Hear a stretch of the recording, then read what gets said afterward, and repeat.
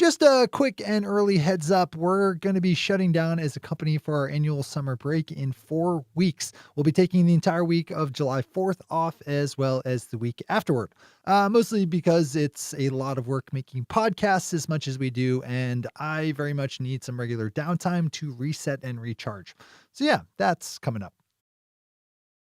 This episode of Marijuana Today Daily is brought to you by our friends over at Curaleaf, one of the nation's fastest growing multi-state cannabis operators. With 45 local dispensaries, 12 cultivation sites, and 11 processing facilities serving up more than 150,000 registered medical marijuana patients. Learn more about Curaleaf over at curaleaf.com, with Curaleaf spelled Curaleaf.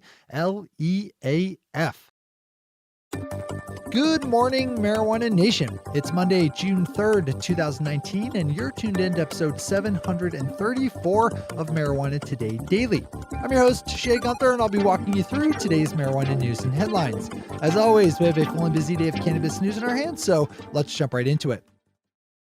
We have enormously good news to kick off this week, as on Friday, the Illinois House of Representatives voted by a count of 66 to 47 to legalize adult use marijuana. The bill, which will also set up a taxed and regulated sales system, has already been approved by the Illinois State Senate, so it goes on to the desk of Democratic Governor J.B. Pritzker, a noted cannabis reform proponent who says he will sign it into law. This is the first time a state has legislatively legalized adult use marijuana sales, as Vermont lawmakers voted through a legalization bill last year that left out commercial sales. Kyle Yeager over Marijuana Moment has a great piece up on this with tons of background context and detail, which I would direct you over to.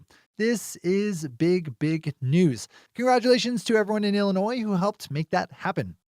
Canada grabs our second top story today, with accounting and financial services giant Deloitte just issuing its third annual report on the Canadian legal marijuana industry.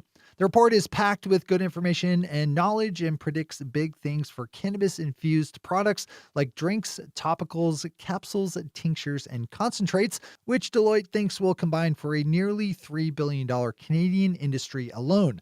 A particularly interesting note on this one is the stat that 1 in 3 likely cannabis consumers see marijuana-infused beverages as an alternative to alcohol. That should be a wake-up call for the booze industry, which we've seen start to diversify into marijuana in recent years, spectacularly led an example by alcohol conglomerate Constellation Brands investing $4 billion into canopy growth. Click over to Marijuana Business Daily for the full read on this and for a link to the Deloitte report itself. As always, we have all the news we cover linked to on our website at mjtodaydaily.com. Kyle Yeager over Marijuana Moment grabs a top story bookends today with a comprehensive write-up of Friday's big meeting held by the U.S. Food and Drug Administration to gather information about CBD and its various uses. The public meeting was held in Maryland and saw more than 100 people give testimony about CBD. Kyle's story does a good job of capturing some of that testimony, which fell on both the sides of supporters and detractors. As regular listeners shouldn't be too surprised to hear, there was a lot of talk about the need for more research into CBD, better control over its quality and potency on the legal markets, and more clear regulations on how it can be used, processed, and sold. One of the more helpful sections in Kyle's story covers the reaction to the day by Dr. Amy Abernathy of the FDA. Zip over for the full dive in. Those are our top stories for today. It's time for Marijuana Today Daily Headlines Blitz. Before we blitz on in headlines, let's quickly thank our sponsor, Curaleaf, one of the nation's fastest growing multi-state cannabis operators. With 45 local dispensaries, 12 cultivation sites, and 11 processing facilities serving up more than 150,000 registered medical marijuana patients. Curaleaf is proud to be supporting the Veterans Cannabis Project, the leading organization that advocates for unrestricted and supported access of medical marijuana for military veteran patients. Curaleaf is launching a nationwide initiative with the Veterans Cannabis Project to raise awareness on the issue and funds for this vital cause. Swing over to curaleaf.com and find the link for the Veterans Cannabis Project under About Us, and then swing over to vetscp.org directly to learn more about this very cool organization. That's curaleaf.com and vetscp.org. All right, time for the blitz. Organigram Holdings of Canada just closed on a previously announced credit deal with the Bank of Montreal for a total of $140 million Canadian, of which $115 million will be a loan and the remaining $25 million a revolving line of credit.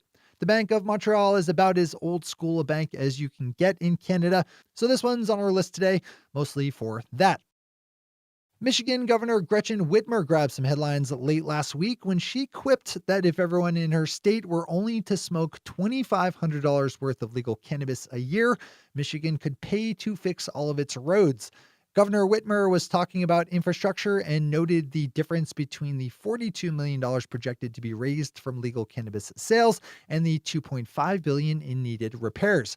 As you'd expect, a lot of people got a kick out of the idea of everyone in Michigan spending that much money on marijuana. Mary Jane has some of the funnier ones to pop up on social media. Revisiting a theme that is starting to show up more and more in the news, the Calgary Sun picked up on a legal cannabis conference held up in Calgary, Alberta, at which one industry expert warned of a coming cannabis supply glut. Nick Pateras, VP of Strategy for Lyft & Co., a networking and media company focused on legal marijuana, said that Canada has just 2 to 3 years before the supply market is flooded with cannabis. Pateras said that right now, cultivators in Canada have a licensed capacity 3 times larger than the national market demand. Not a bad one to read today. On Thursday, the Massachusetts Cannabis Control Commission met and started laying the foundation for the rollout of commercial public social use, voting 3-2 in favor of a new policy setting up a public social use pilot program. The Cannabis Control Commission will pick back up on discussions on delivery rules and regulations, as well as public social use at its meeting next month. Colorado-based CBD company CWEB is now trading as a public stock up in Canada on the Toronto Stock Exchange under the stock symbol CWEB. The company had been listed on the lower-tier Canadian Securities Exchange and executed a simultaneous delisting there as it rolled into the TSX. A U.S. House subcommittee will take up for consideration today a bill that would free up banks, credit unions, and other financial institutions to work with legal marijuana businesses without fear of federal prosecution. The proposed legislation, part of a broader appropriations bill being pushed by House Democrats, would also allow the city of Washington, D.C. to implement the adult use legalization laws and ordinances it passed in recent years, all of which have been blocked by meddling Republican federal lawmakers. And finally for today, Cannabis Business Times has a great story up that we've seen pop up before in other states, as legal cannabis businesses in Massachusetts have found it hard to donate money to nonprofit organizations, which fear being punished by the federal government for taking money from state legal cannabis operators. Just one of the thousands of places where the federal prohibition on marijuana makes life harder. Those are the headlines and news for the day. I'll be back with you again tomorrow morning with another information-packed episode of Marijuana Today Daily. But in the meantime, if you have any stories to share or feedback to give, zip us an email to headlines@mjtodaydaily.com. And while you're clicking around the interwebs, swing over to our website at mjtodaydaily.com to find links to all the news we cover. Thanks to our sponsor, Cureleaf, and to all of our awesome patron listeners for the support that makes this show possible. To join the illustrious ranks of the patron listeners yourself, swing over to our website at mjtodaydaily.com and click on that big blue button at the top of the page that says Become a Patron. I'm your host, Shay Gunther. Thanks for tuning in, starting your day with marijuana today.